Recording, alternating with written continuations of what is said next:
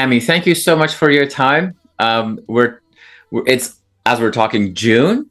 The album's coming out in September, so it's still a long road that you have to wait for. Nevertheless, the buzz is starting to build. You're releasing singles. How do you feel right now? I feel more relaxed than I normally do. Kind of taking it a day at a time, one task at a time as we roll everything out. We have several shows kind of sprinkled throughout, so kind of staying distracted with them, practicing, figuring out what we're going to do. We have a unique sort of acoustic reimagining set of songs that we're going to do in Brooklyn coming up in 2 months in August. So I'm excited about that, but try not to think about the album in its entirety too much, or else I get anxious. So just kind of hanging out with the singles right now. Yeah. So, and then here you are having to talk to people like me about the album, and that's exactly what you don't want to do. So this day is ruined. All right. Well, I mean, obviously, this early on in the cycle, and this interview will not come out tomorrow, but it will come out before the album is out. So I'll do my best not to spoil anything for people that at this point haven't heard the full album. Before we go there, people know you not only from your band. People have seen you doing guest performances as well. But we also now know that you guys make the best quesadillas in Houston. I remember having one of your quesadillas at the end of Hell's Heroes. There's nothing better at the end of a festival than a nice warm treat.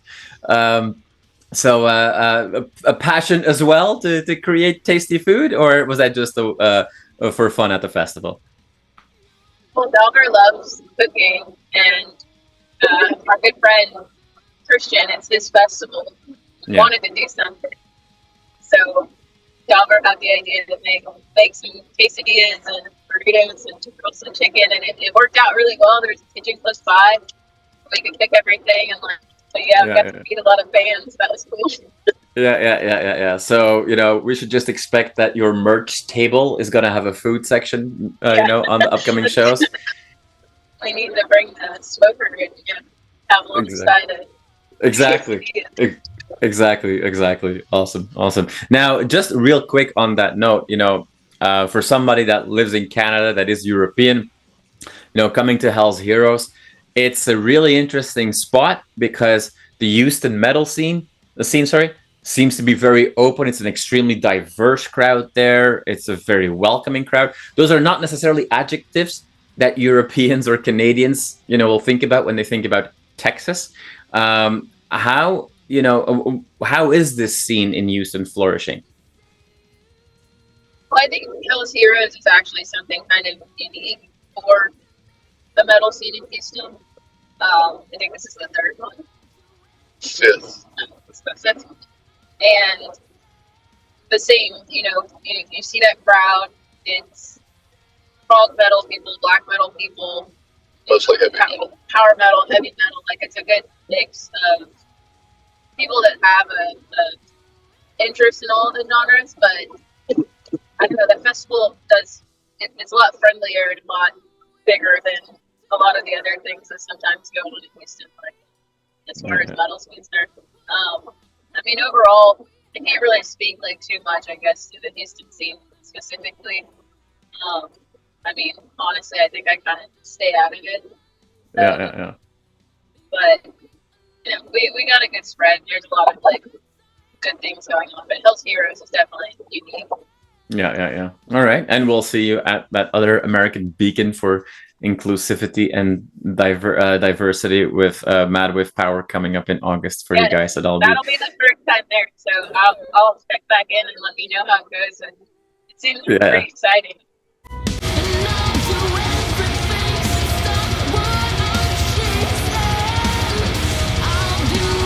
I'm not gonna try to spoil too much, but we have to address an elephant in the room from the get-go with this album. We see another change from you guys in your journey. the previous album, a lot of people were kind of scratching their heads, if you will. It was really well received, critically. But there were some people that didn't really know what to do with that. It was, it wasn't as heavy or as quote unquote metal as we've seen from you in the past. And then this album, you guys spoke about this already in press statements and what have you. This is a spiteful, hateful, and brutal record. This is absolutely a metal record, so all the fans could be calming themselves down. Another journey. How did this journey of the last couple of years? How did that influence the musical change of course, if you will, compared to the previous album? I mean, I guess the way that I see it is, if you're talking with someone close, you have a close relationship with someone, you don't have the same conversation with them every time that you see them. And I feel like that's how the band is with our fans. That something very unique that happened in that the world closed down and the pandemic happened, and we were isolated, and we made an album that would stand out in our discography for a time period that we're artists that reflect what's actually happening to us, happening around us. And so I feel like Starlight and Ash, it wasn't like a new direction, it was just a conversation. It was an album that came out, one of many in our discography, and so I don't know, people freak out kind of is annoying, but it'll be okay. Yeah. And as we could tell with the new album, I mean, things change, and we wanted to show the heavier side, show dynamics that we obviously still have to expand into, like a breath of doing something more charged and different. We have all of the mechanisms and ability to be heavy.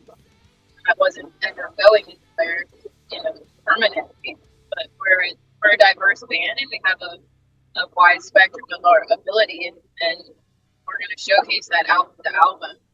I can't say what we'll feel like doing after this album. It's organic. It pops up.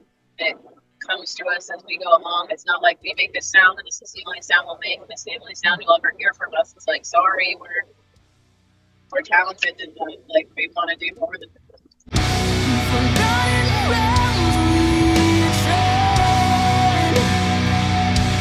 I think in the title track that was released as a single already, and you guys will say, we will face, not fear the night, defying the gods, we will find our own light. There is like a glimmer of hope surrounding, it's at times it seems feelings of self-doubt, frustration, sometimes to the point of nihilism, but with that glimmer of hope. Was this a difficult album to write?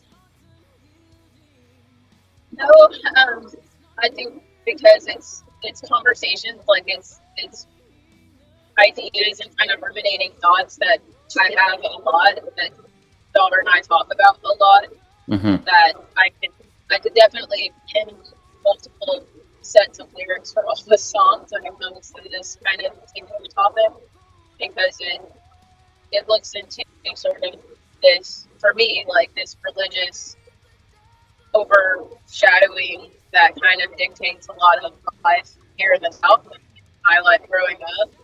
So to be kind of angry with it, frustrated with it, and agitated with it is where that kind of speaks up. When you are you're in a role and you're trying to succeed and you're trying to reach the goal, and you have this overseeing sort of power that has all these ways that it sets up to make you fail.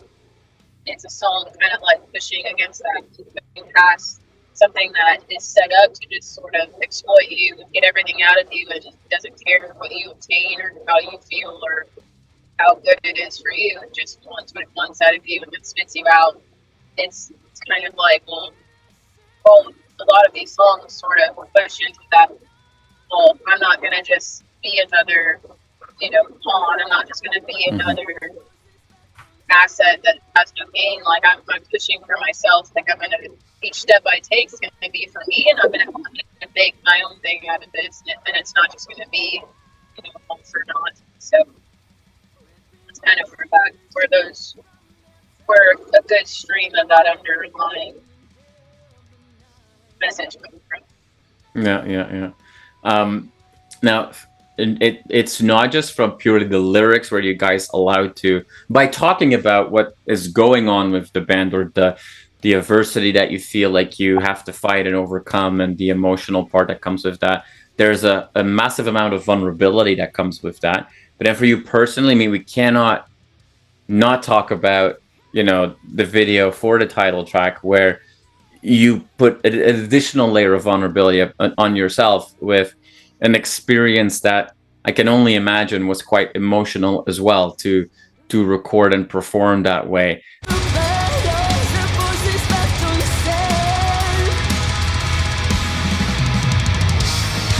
Is that true? Like, I mean, I know that obviously there's a lot behind the scenes that comes with that, and that, video shoots like that are quite a production, but that must have been a personal, emotional, and tough performance to do.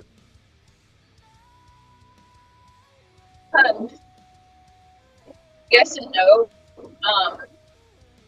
I feel like a unique challenge that we had with this album is that this album is like a soundtrack to a movie that like doesn't exist yet. Yeah. And so when it comes to creating the videos, we're trying to find symbolism, like imagery that will convey a lot in a little bit of time, and with simplistic sort of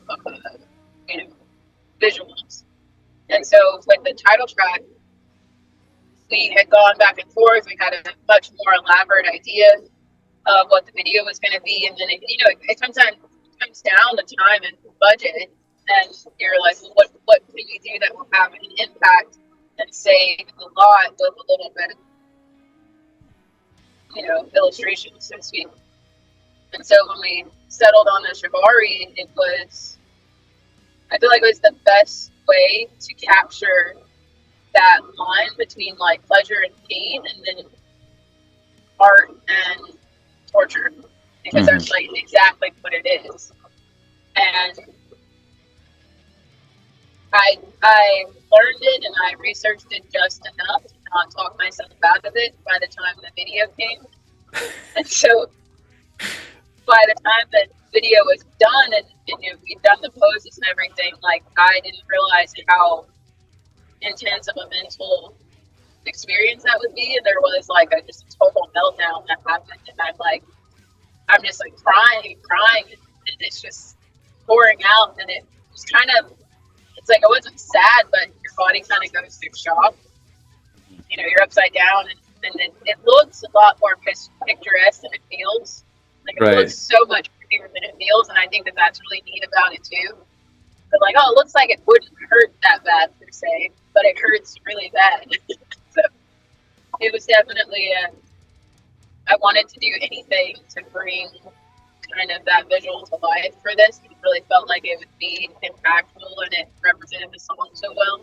And it was just like an art building in on art moment that I really liked it. I like working with other people who are like professionals in their art and combining it with ours, from the makeup artist to the Shibari and the team. I think that that's such a wonderful experience. So I don't mind. I don't feel. I can see how it's like vulnerable, or it's a vulnerable display in a way, but I don't feel vulnerable doing it. I just feel like it's like watching an artist paint. Like I'm just trying to be an art piece or do something artistic, and it kind of gets out of my head until later, I guess. I watch the video and see YouTube comments or something. I try to avoid those so I can just forget about it.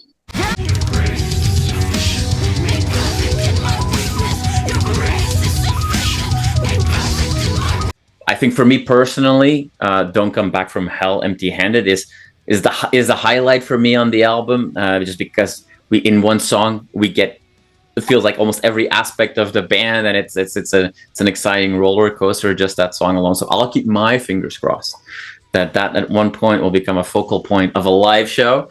But to wrap us up, these upcoming shows, and then once the album is out as well, like what can we expect from a band that has such a, let's call it an eclectic back catalog, where people will come to your show with long lists and very different lists of what they want to see and what they want to hear. What should we expect from your shows once you go on the road again? I think that one thing fans can always expect is a good show. And however we decide to do the songs, it will be in a way that serves the song and serves the audience something that they maybe didn't know that they needed when they showed up. But we're looking to make like magic. Like we don't want to just be, karaoke members of our own songs. So to keep it interesting, to keep it fun for ourselves, like we reimagine the songs, we change things up, we pick certain songs to create an atmosphere that we have a growing list of songs to choose from, but no matter what, like you will get the emotion, you will get that experience, that deep meaningfulness out of coming to see us on. Like we don't phone it in, we're there to put it all out there, to share our hearts and to make something that feels real. Mm-hmm. So whatever it is you do, I don't know. Awesome. All right. I'll keep my fingers crossed for certain songs of the new album to make their way in the set list sooner rather than later.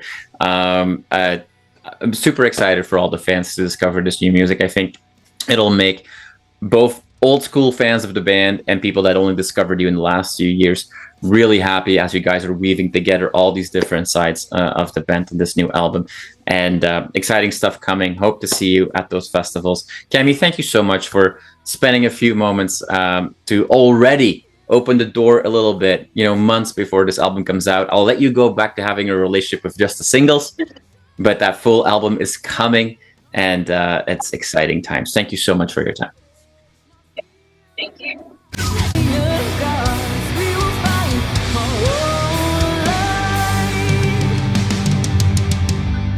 You are awesome for watching this video. Click right here to see more content like it and subscribe to the channel.